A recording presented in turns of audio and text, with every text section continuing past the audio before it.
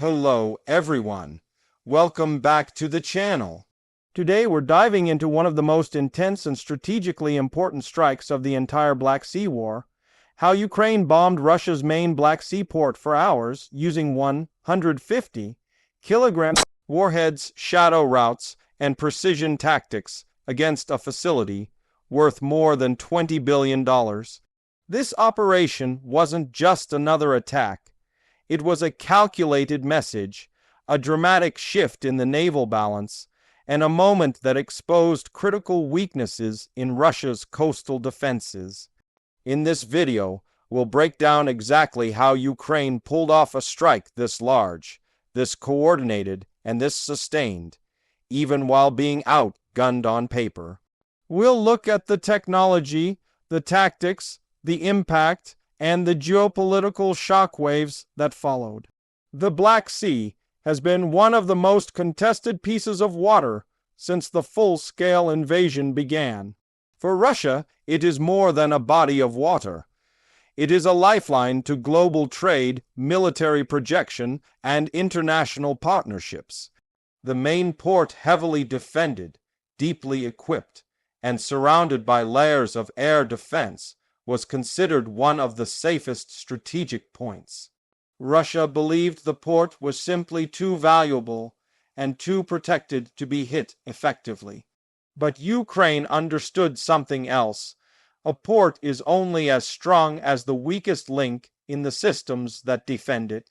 And every system, no matter how layered, has a blind spot. The strike began long before the first explosion. It began weeks earlier with surveillance, pattern analysis, satellite monitoring, weather tracking, and digital reconnaissance. Ukraine's intelligence team studied how Russian air defenses behaved during the night, how radar operators rotated shifts, how naval vessels entered and exited the port, and even how electronic warfare systems pulsed at different intervals. One of the key findings was that Russia's radar coverage had small gaps created by overlapping systems that weren't perfectly synchronized.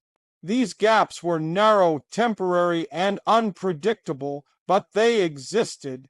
And Ukraine knew that if it could send weapons through those windows, those weapons could fly deep into the port without being detected early enough to stop them. The weapons chosen were no accident.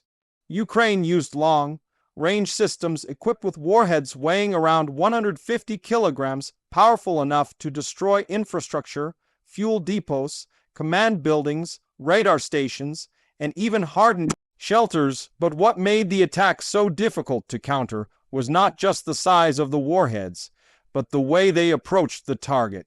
Instead of flying in a straight line across open water, the weapons used what intelligence insiders have called shadow routes. This means using terrain, atmospheric conditions, and radar, dead zones to mask the weapon's signature. Flying low over the sea surface, blending into ground clutter, slipping behind natural radar obstructions, and timing their approach during atmospheric interference allowed the weapons to avoid early detection. Another key factor was saturation. Ukraine didn't send one or two missiles. It launched a wave. Then another. For hours, the port was under continuous pressure. This forced Russian air defenses to switch between search mode, engagement mode, reload cycles, and repositioning. No air defense system in the world, no matter how advanced, can maintain perfect interception rates when overwhelmed by attacks coming from multiple directions, multiple altitudes, and with staggered timings. The entire strategy was built on creating chaos, forcing mistakes, and exhausting interceptors. Once the first explosions hit the port, Russian command realized the magnitude of the threat. Storage sites were hit, equipment yards ignited, and fuel depots erupted in flames visible for many kilometers. One blast in particular, believed to have been caused by a warhead striking a logistics node, sent a fireball towering above docked vessels. The port, valued at more than $20 billion due to its infrastructure, equipment, fuel reserves, and economic importance, suddenly became a battlefield. Each strike didn't just cause physical damage, it caused logistical paralysis. Cranes stopped operating, loading terminals went dark, communication lines were disrupted, emergency systems were overwhelmed. The port's ability to function collapsed. The shockwaves from the explosions were felt not only physically but politically. Russia had marketed the Black Sea Fleet as a symbol of control, a shield that protected southern infrastructure. Yet a port this important was now under attack for hours, despite every defensive layer Russia had installed. This failure raised questions within military circles about command decisions, radar coverage mismanagement, and outdated defense doctrines. Even more concerning for Russia was that Ukraine was proving capable of hitting deep, valuable targets without needing massive fleets of aircraft or large stockpiles of expensive Western missiles. Instead, Ukraine was using a combination of homemade systems, modified weapons, and tactical ingenuity. It was technological creativity beating numerical superiority. During the attack, Russian ships scrambled to reposition. Some attempted to leave the port at high speed, while others tried to move closer to piers for additional cover. But the chaotic environment made coordinated response difficult. Videos shared later showed vessels emitting defensive decoys, firing anti-air systems, and rushing to escape incoming strikes. A few ships reportedly activated electronic warfare systems, but these had limited effect against the kind of attack Ukraine had launched. Multiple explosions along the waterline suggested that parts of the port's naval infrastructure were hit repeatedly. Meanwhile, the psychological impact grew. For civilians and workers living near the port, the hours-long bombardment was unlike anything they had experienced before. The sound of continuous explosions, the flashes lighting up the horizon, and the shaking ground created an atmosphere of shock and panic. Russia attempted to reassure the population by claiming that most incoming weapons had been intercepted, but satellite images and on-site footage told a different story. Fires burned uncontrollably, warehouses collapsed, entire sections of the port were smoking ruins. Ukraine's strike also carried symbolic weight.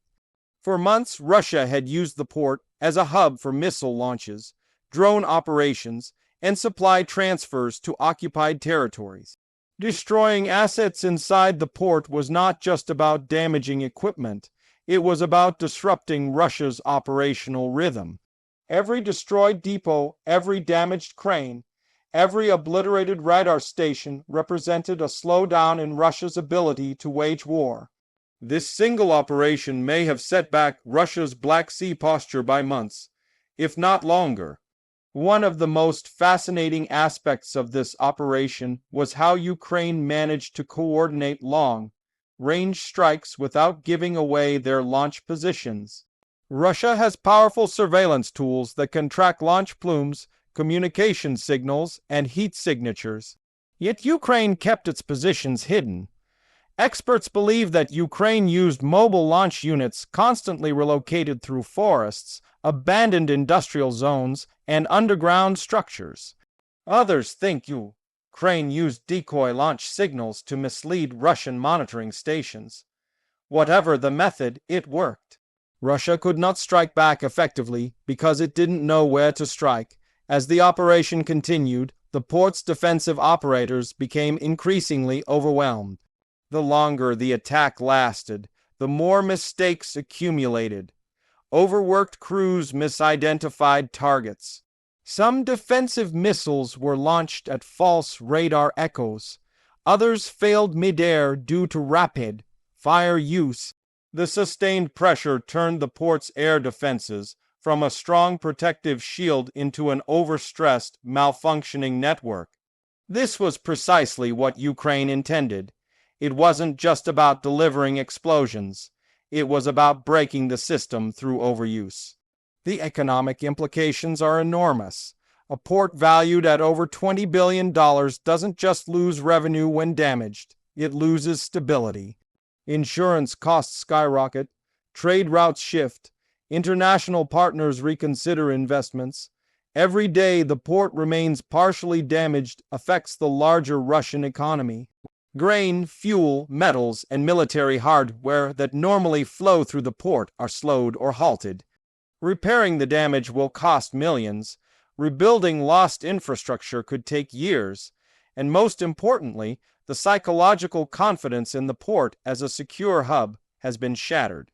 In the aftermath, analysts worldwide debated how Ukraine managed to pull off such a long, uninterrupted attack. Many concluded that Ukraine had achieved one of the most effective combined technology strikes of the war. Despite limited resources, Ukraine demonstrated that precision, intelligence, and tactical timing could rival or even surpass Russia's larger arsenal. This attack wasn't just military success. It was a strategic breakthrough. For the first time since early stages of the war, Ukraine showed that the heart of Russia's Black Sea operations was vulnerable.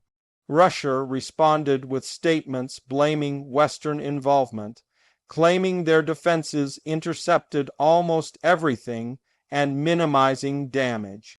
But the visual evidence contradicted that narrative. Multiple structures were destroyed. The port's operational schedule collapsed for days. Emergency teams worked nonstop to extinguish fires and clear debris. Naval units had to relocate to secondary ports. The scale of the strike could not be hidden. Ukraine's communication strategy was also deliberate. Officials released limited information, allowing global observers to piece together the scale of success. This created curiosity, momentum, and pressure on Russia to reveal the real extent of losses. Ukraine understood that psychological warfare is as critical as physical warfare. Every successful strike boosts morale among Ukrainians and sends a message to allies that their support is yielding tangible results. Perhaps the most important takeaway is the transformation of modern warfare. This strike showed how smaller nations with fewer resources can challenge large militaries using smart tactics and precise technology. Drones, long-range missiles, electronic warfare, and real-time intelligence are reshaping battlefields. Large ports, once considered impregnable, are now vulnerable to coordinated remote attacks launched from hundreds of kilometers away. Traditional naval power is being replaced by flexible strike capability. Ukraine didn't need a fleet to win the Black Sea battle. It needed intelligence, accuracy, and courage. The strike also reshaped international discussions about the Black Sea region. Countries bordering the sea watched carefully, recognizing the fragile nature of maritime infrastructure. NATO officials studied the attack for insights into future defense planning. Economic analysts recalculated risk assessments for shipping routes. Russia realized it must defend a coastline far longer than it can reasonably protect. The entire balance of the region shifted in a matter of hours. As we look ahead, this attack raises new questions.